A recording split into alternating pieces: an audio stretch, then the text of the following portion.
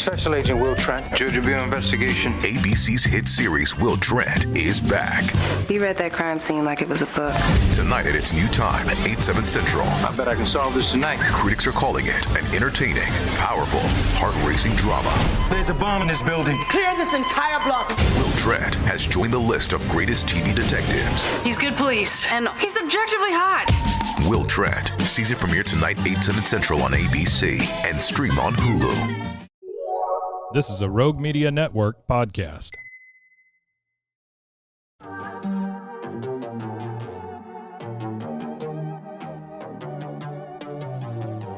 Hey y'all, I'm April. And I'm Caroline.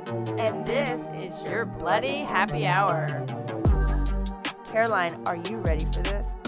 This is your newest guilty pleasure. It's the bloodiest part of your week. Did we say something about it also being happy hour? Show did. Because we about to be sipping on some murder. Bloody Happy Hour.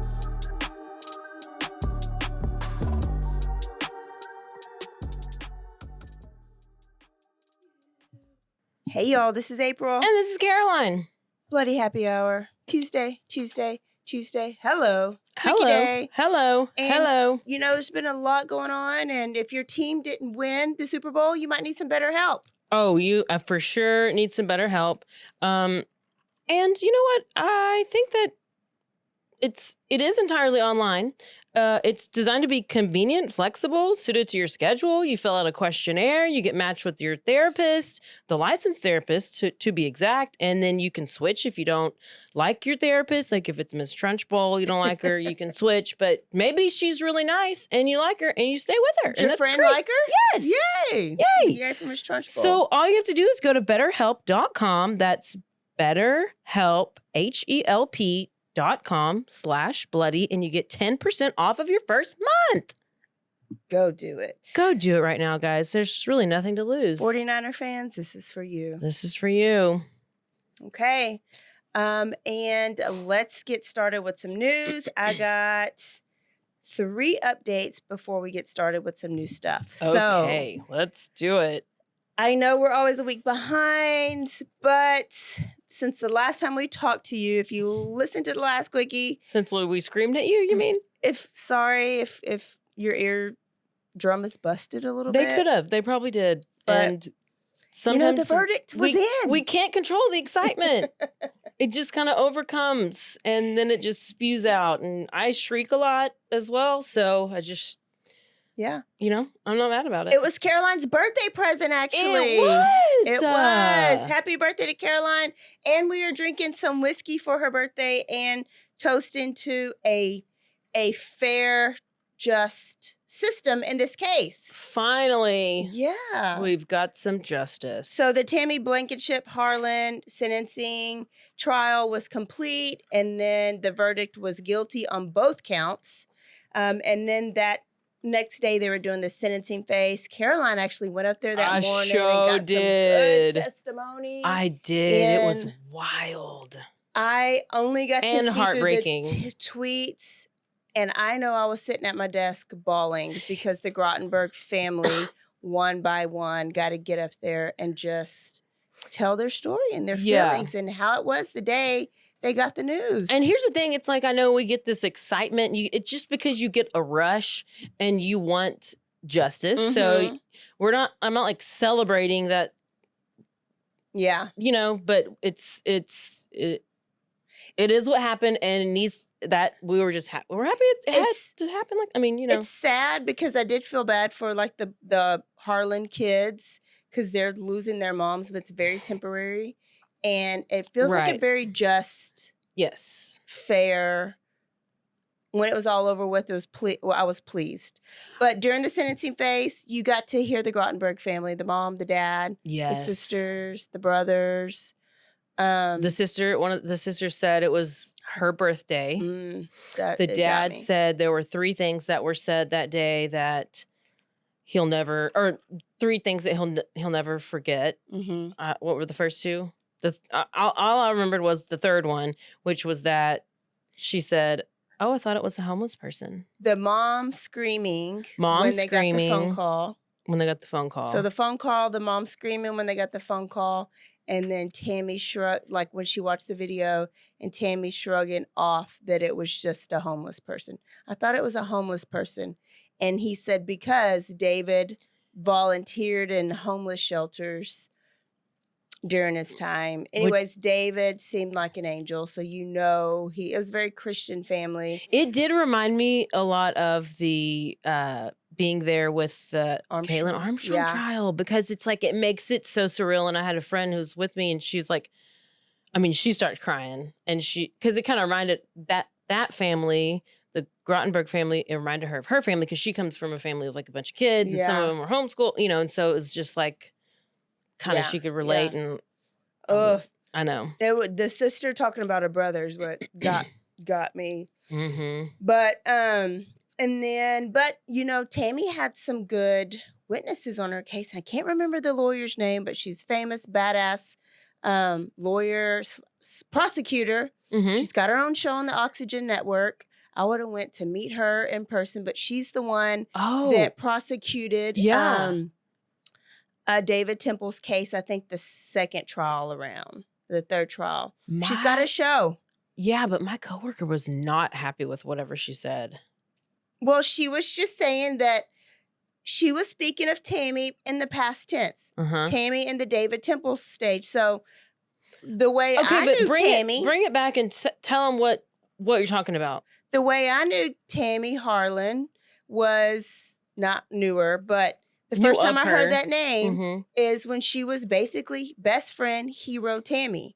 She was best friend of Belinda Temple, who was wife of David Temple, and David Temple shot and killed Belinda while she was 9 months pregnant. She was dead, and her baby was And this dead. came up because they're trying to kind of get her like, oh, this is why you should give her less of a sentence because she's gone through this and she's gone through this. Like, so it's like her side is trying to get the character's phase too. Yeah. And the sympathy phase, I guess. Right. Yeah. So you come and you give your side, you're pleading to the jury for the lesser sentence. Yes. So that's why all of this came up.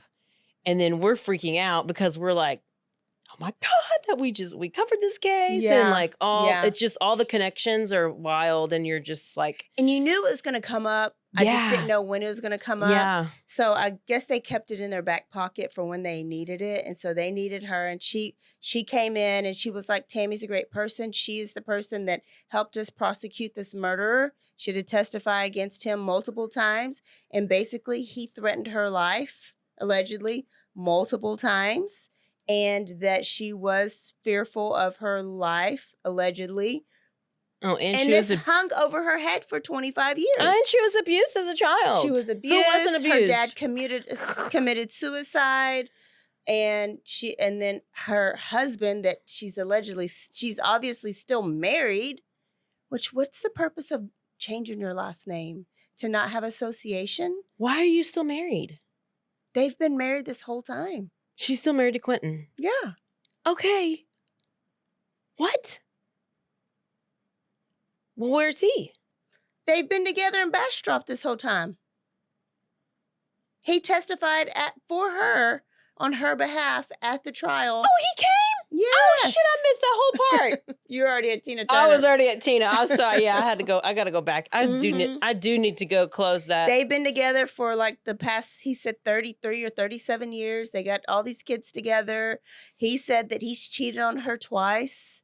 And she did cheat on him when she was at Midway.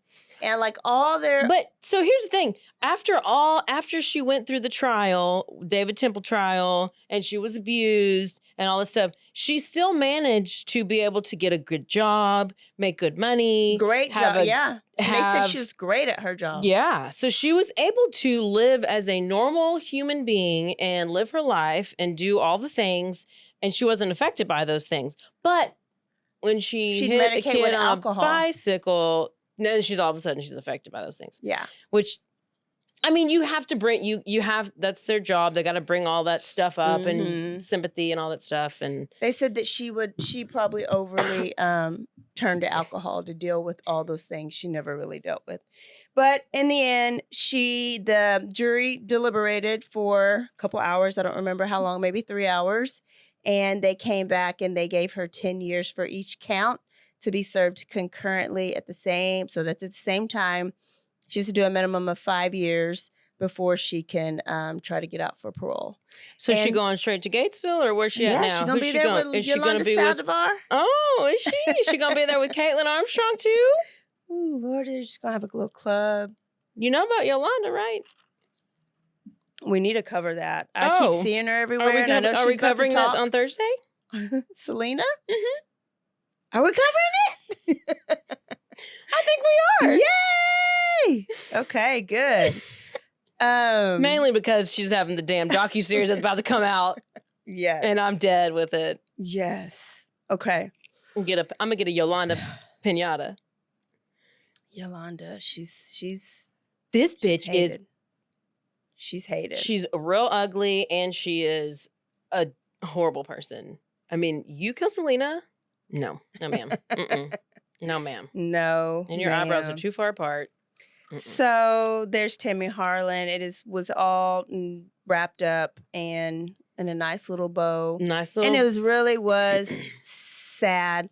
But the mom said, she says, she needed to do jail time, and not just because she did what she did, but because she made them go through turmoil for 8 years. Not knowing, or knowing but not knowing if they're going to get justice. Mm-hmm. And that's probably what did it for me. Yeah. If she had woke up that next day or a week later, even 2 weeks later, and said, I'm sorry, handcuff me, I did it, I deserve punishment. I have a relative who did the same thing. She came back from a reunion, and she hit somebody on the side of the road, killed them, drove home, just because she'd been drinking, and I don't even think she knew she hit him. Mm-hmm. But completely was like, I could have, and I guess I did, and I'm guilty. Take me and let's do it. Yes, that's what you do. I know. Just it sucks. I mean, I don't ever want to, but yeah, just so she could have already been served her sentence. She'd been done. And It'd been over with. Yeah, and she could be back in Bastrop. I mean, now she's gonna be getting pegged in the prison. Yeah. I don't know how you get pegged on her for a third time, because Quentin can't keep it in his pants when she's out of jail. He sure ain't gonna keep it in his pants when Quentin's she's in gonna be hopping around, coming to Waco. No, he ain't coming to Waco. And now a word from our sponsors.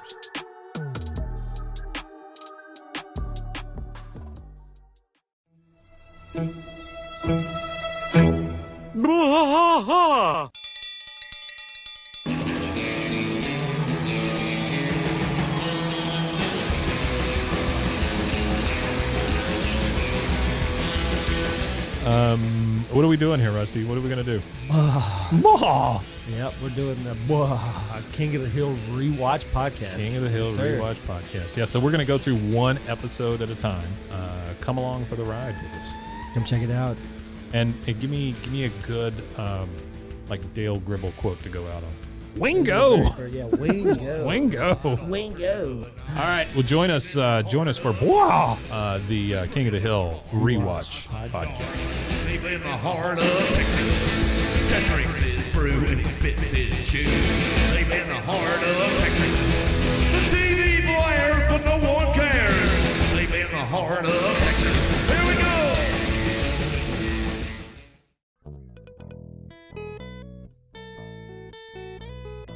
Hi, this is Sarah. And I'm Carter. And this is Some of Our Thoughts.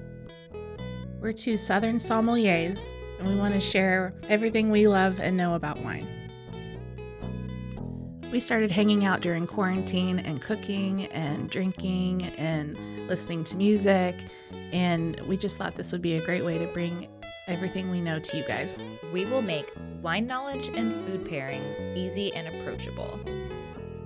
So put on your favorite vinyl, grab your favorite glass of wine, tune into our show, and let's have some fun. Wine and vinyl. So check us out on roguemedianetwork.com or wherever you get your favorite podcast. We'll be talking about a lot.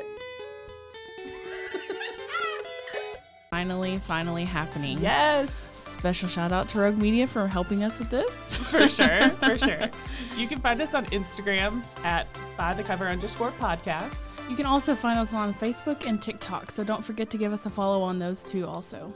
We are so excited to dive into some of our favorite books and share those with you. We can't wait. Hope you love it.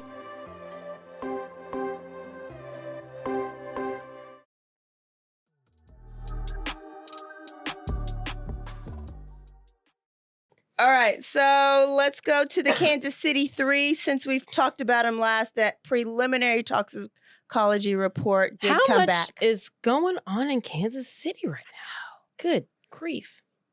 Not a good place to be. The 3 guys that were found dead in Jordan's backyard were positive for marijuana, cocaine, and fentanyl. And they have interviewed, I was just looking at some interviews like with people that knew all of them. And Jordan, which was the scientist guy that rented the house, was known to be the cook. Chemist. The chemist. What's the guy's name off Breaking Bad? Walter White. Walter White. Yeah. Basically the Walter White. So he would make all the drugs and all their party favors for the people around him. So leads you to wonder that if they say that's what caused them to die, and they tie it back to Jordan, aka Walter White, could that lead to some charges? Because right now there's still no damn charges. I think it can. I don't think he knew. Okay, this is just my prediction, speculation, like play the chimes, like whatever.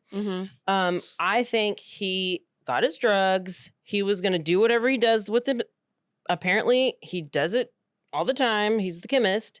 But I don't think he knew about the fentanyl. And I think that... He's a fucking chemist! I know, but he could have gotten a bad batch of something. I just don't know why you would put... I just don't see people just You just taking, did a story about people I know, that and then I went back and I read it again, and they were like, they said that fentanyl was not in it, and I was going to correct my correction corner.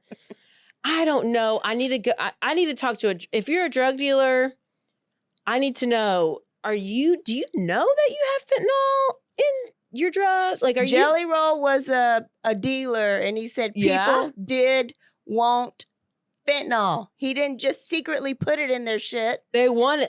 Yeah. Who was on the testified on the Congress? Jelly Roll. I saw the Jelly. Yeah. So people be knowing they putting it in there that they want it. Yeah, but they just don't want to die. I don't see how it doesn't kill you. It seems like anybody who even like touches just now it started killing people. Well, it didn't kill people years ago. Okay.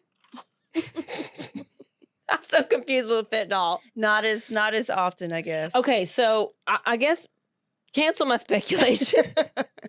So it must have been in there. I'm sure he's going to play the fool and act like, what? Fentanyl? Never. But you can't be it's like saying, hey, I made this cake from scratch. I didn't know there's sugar in there. No. I didn't put it in there. I didn't put the sugar in there.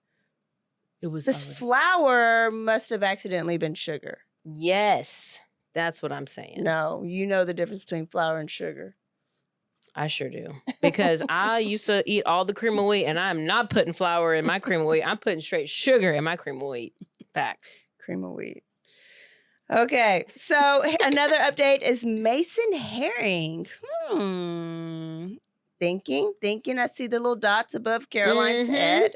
Okay, he was the redhead lawyer out of Houston that I talked about probably a year ago that was arrested for drugging his wife. His wife figured he was probably drugging him because she kept getting sick. So she put the camera up in the kitchen, caught him, found the drugs, and he was giving her the abortion pill. Wait, was this from a Dateline episode or 2020 or 48 Hours or something? I don't know. No. Okay. This was a year ago. I talked about it a long time ago, but he just went to trial. Yeah, I've seen a case just like that. Different case. But okay. Yeah. Video camera caught. Oh, it was the wife. It was opposite. Okay, continue. The wife did it?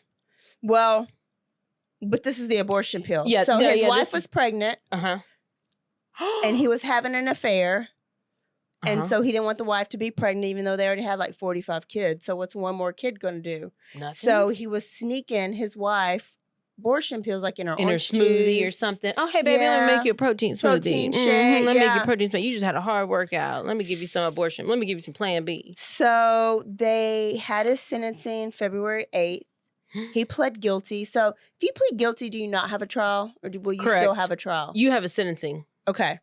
So they just had his sentencing. He pled guilty to felony assault to inducing an abortion. Ugh. So is this double murder? Wait. Did she die? Nobody died. Oh, so not it's even assault. the baby. Oh! And they had all the evidence. He tried to do it 7 times. Each time she would just get sick, she wouldn't miscarry. She'd get sick, she wouldn't miscarry. Okay? He was only sentenced to 180 days in jail. That baby was a little girl. Year. 6 months. It's good math. That baby was born 10 weeks premature and has all the disabilities. She has to undergo like 8 different therapies a week. Physical, like a lot of physical disabilities. And it'll be lifelong. It's not something that she can do therapy for a couple years and be fine. And so Geraldo was talking about it. You know, Geraldo's going to say whatever he wants, but they're like, this is, of all states. Where was it? Oh, here. Texas in Houston. Yeah, so yeah, you yeah. know how Texas feels about abortion. Yeah. Well, I do. We just discussed it. Yeah. How Texas feels about abortion. Why would they not try to go further with attempted? I don't know. Attempted murder. Okay. I know Because I'm he just didn't kind die. of I mean, she didn't die. I'm so just it's not kind murder. of a pre-lawyer. Mm-hmm. But I'm sure there's so much like stuff you have to sift through to get to whatever you're going to charge, and all this back and forth that we don't know about because law this and law that. I don't know. They were saying that because he's a lawyer and because He it was probably basically knew. his friends that were helping him get out of this. But Texas, there's another case in Texas where a guy just hit a woman in her stomach and he got attempted murder, and he's doing time. But this guy truck. Well, I 7 wonder, not 1.5.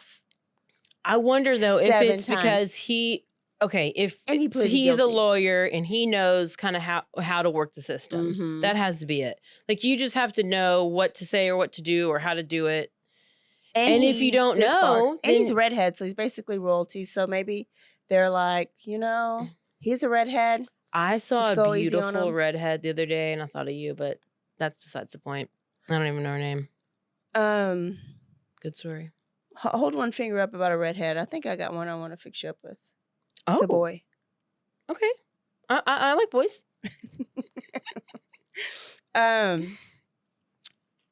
So there's that update. Let's go to the post Super Bowl parade shooting that is unfolding right now as we speak. What sucks about this is you hear this a week later, so things will probably change in between now and by the time you hear this. But as of right now, which is Thursday, what is today? The 15th?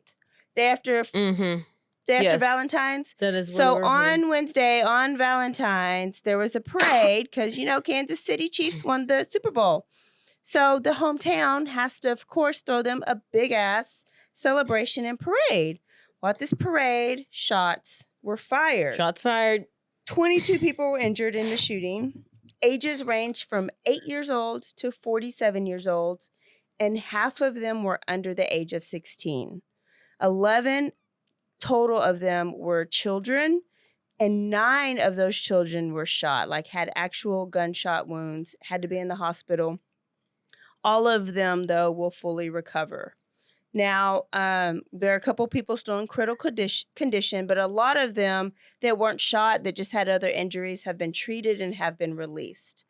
But there was one death, and that is a mother of 2, Lisa Lopez Galvan. She was killed at the parade, at the shooting. She was a DJ for a local radio station there in Kansas City. You know, the people don't listen to the radio as much anymore, or at least I know that I don't. Right. But you're a radio person. I know, like growing up in the mornings, you had your morning team, Yeah. you had your after school team, and you knew their voice. Yep. I remember being somewhere and hearing Casey remember Kasem. Darren, Casey Kasem, you'll still know their voice. Darren and Chrissy, they were on 97.5 yeah. here. All I had to do is hear a voice in the background. Like, Uh-huh. oh, that's Chrissy. Yeah, it's kind of like us. Can you imagine? Oh, yeah. People do recognize our voices sometimes.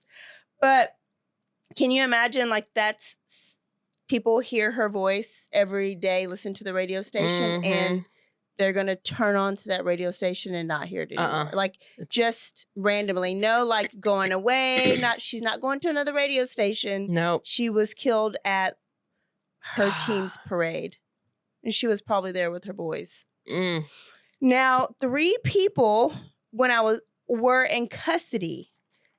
They have released no names because 2 of them were underage. You know, they'll protect the name of minors.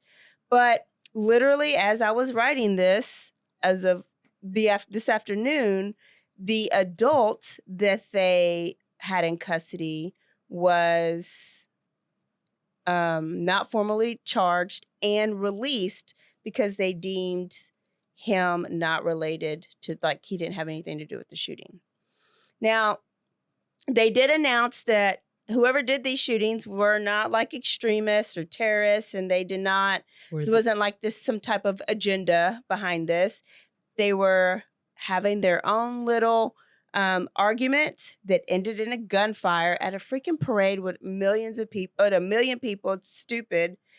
And they have not formally mentioned how the people arguing might have known each other or what the argument might have been about. I bet it's about a woman. And how they're going to end up shooting all these other people. If you're arguing right there, you just shoot the one guy and then be gone. Did he run away? They said that he grabbed the gun and just like pointed in the air, just like sprayed it. I need you to put his face, I don't care if he's a minor, put his face out there. Yeah, at some point, when do we not respect and put that? his name out there and just be like, this is who did it, and tell us everybody what needs to happened. hate him and send him death threats. Gosh. So we still, as of right now, Thursday, we still don't know what happened. My question is, will the parents be held responsible if it's a minor? Because we go back to Crumley. Yeah. I think there's got to be a lot of investigation to see. I know. About that. But I have to shout out Badass Billy Gunn, Daddy Contreras, which is the dad that was there with his daughter that was just watching the parade and was leaving. That he did an interview and he said that everybody was running one way, but there was this one guy running the opposite of everybody. And I guess he looked, maybe he recognized him as the shooter or he looked suspicious. I don't know. But Badass Billy Gunn tackled his ass and he pancaked him. He was on top of him, pancaked him and stayed on top of him. Think somebody else joined in until the police got there. I don't know if that was the adult or if that was one of the kids. So I don't know if that's the guy that they released. It was the guy. Well, they showed the guy. They showed him. It was he had like a khaki tan colored jacket on. With the hood over. But is he released? I don't know if he was released. I just know that. So he was an adult. He looked. Oh, okay. So these days, I mean, it was that guy that it seemed he looked like an adult. He looked adultish. Yeah. So there's 911 calls out there that you can listen to. So they described black males as like shootings, like doing the shootings, and a Hispanic female like involved in like argument. I don't know what color was that guy? Black guy. A black guy. Yeah. So, but then that's the guy that they allegedly. That might be the guy that they I did see let go. that this one girl who she went home and she found a bullet lodged in her backpack in a blanket. Damn. And she had it, and they had a picture of her. She had put the bullet in a baggie and was holding it up, and she's like, "I found this in my backpack. It was in my blanket." And they need all that because if they find a gun, they got to be able to tie it to. I know. Can you imagine? Like, you're like, "Oh my God, I just almost could have died," or like at least. Ooh, yeah. That's like a brush. If you'd have just took a step backwards. I know. Yeah.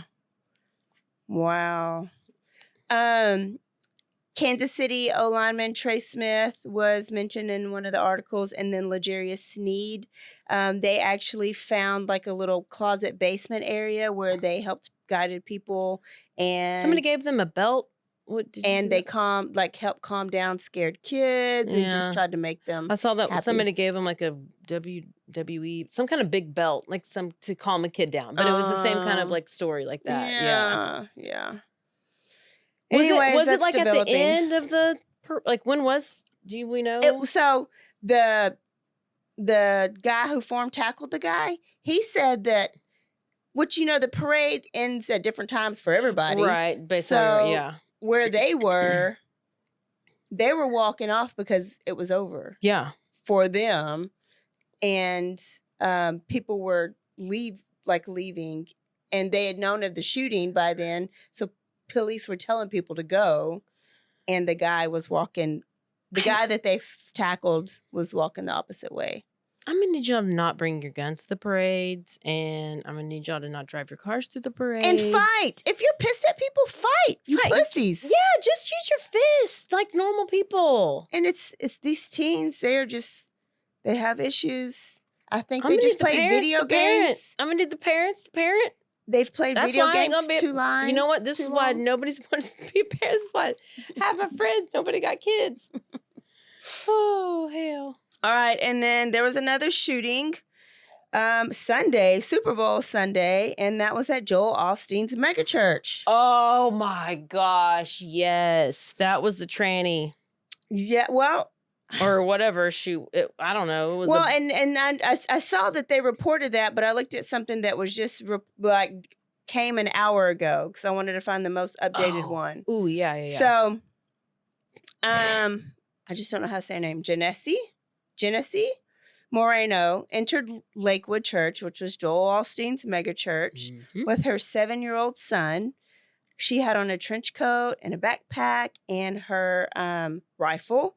And she immediately started shooting at people in the hallway.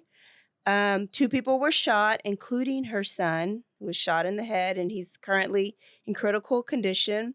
So she shot her kid? Well, I think the police, because their security there shot back and shot the kid. Like just did he she just put got the caught. kid? She used her kid as a shield. Yeah, I think he just got caught. In Gosh, this is why I hate people. So she was shot quickly. It didn't last very long. She didn't even make it into the actual sanctuary. She made eye contact with the actual security guards and pointed her gun and shot and shot at if you were what was the point of it? Because if you were actually wanting to do something, you would go in. That is a huge. It's full. Yeah. So I unless somebody was about to stop her. Yeah, I think maybe somebody must have had to have knew she was. I don't know. Maybe saw something, and so that's why whoever this person is did this. Because I don't know. She didn't get very far. She also said that she had a bomb on her before she started shooting. But when they found her, they searched her. There were no explosives. There's no hazardous materials on her. But she did have a second gun. So she did go in with a plan to do a lot more than what she did. She just didn't execute her plan very because well. She has a mental illness. She was described as a lone wolf. So she was not associated with... Please not say wolf. A large group, or she was not working for any other group or activist group or something. Yeah. It said that it was alleged that she sometimes used male and female aliases when referring to herself, but then police later corrected and said she identified as a female. Okay. They found anti-Semitic writings when they went to her house. She lived in Conroe. In her at her house, anti-Semitic writings, but they didn't specify what it was. But her in-laws she were had Jewish. something on the gun, like pro-Palestine. Okay. Yeah. Her in-laws were Jewish, so her ex-husband was Jewish. Her son was half Jewish. She was in a fight with her in-laws. So she's mad at her in-laws, which her in-laws knew she was going through some was crazy. Also on the butt of her gun, it had a Palestine like bumper a flag sticker on or there. something, yeah. Yeah. On the butt of the gun. And she did have documented mental illness and some past misdemeanor convictions, but like small, like $100 theft type stuff. Like I said, she was fighting with her in-laws, and they tried to report her repeatedly as a threat to society because she would threaten people with guns. She threatened her ex-husband. She threatened to shoot her ex-husband while her son was in the car. And she just walked. She was like Granny with the gun. Like she walked around with her gun all the time. They said she kept her gun and her son's... This big-ass shotgun she walked around She with? kept another Or the gun in second her gun? son's diaper bag all the time, and it was always loaded and unlocked because she felt like she was going to need to use it. She had been 5150'd or Baker acted my gosh. in the past, but they have not released why. But the in-laws tried to report her as a threat. Yeah, and they with they're guns, like, and they didn't do anything. But like, see, what can y'all, you it's do? not guns. It's people with mental illness. But what can you do? If I call the police and say, man, I think my neighbor is active shooter, or like he's gonna go in there and be active shooter I know type. I have my in-law or my whatever in-law has guns, is threatening to shoot people. But what do you do? What can the police do I off don't of that? exactly. It's hearsay, and then where does that stop? Because anybody can just call and say some bullshit. Yeah. On you, and then you can't go and arrest that person. Is there a watch list? I need to look into that situation. Yeah, I gotta find that guy's name. But we don't know why she was 5150'd, but there is a lot of documented mental health. So they were like, well, how could she get guns? And sometimes everything doesn't come up when you go through, like they scan or whatever they do when you get guns or when you purchase guns. But that's the biggest question right now, because they did say that, I guess, I don't know all the laws and how it goes in Texas, but they said that we have in Texas the skimpiest gun laws. I guess it's easier for people to get guns here versus maybe somewhere else. And I don't know where somewhere else would be. So she kind of fell through some of those loopholes when she got her gun, because she did not need a gun. That's all I got, y'all. Love it. And I guess we're going to Corpus Christi Thursday. We are. Bitty bitty bum bum. Bitty bitty bitty bitty bitty bum bum. A bitty bitty bitty bitty bitty bum bum. All right, we'll see y'all Thursday for a full episode. Don't forget to stay aware, stay alive, and always be DTF. Bye bye bye. Goodbye.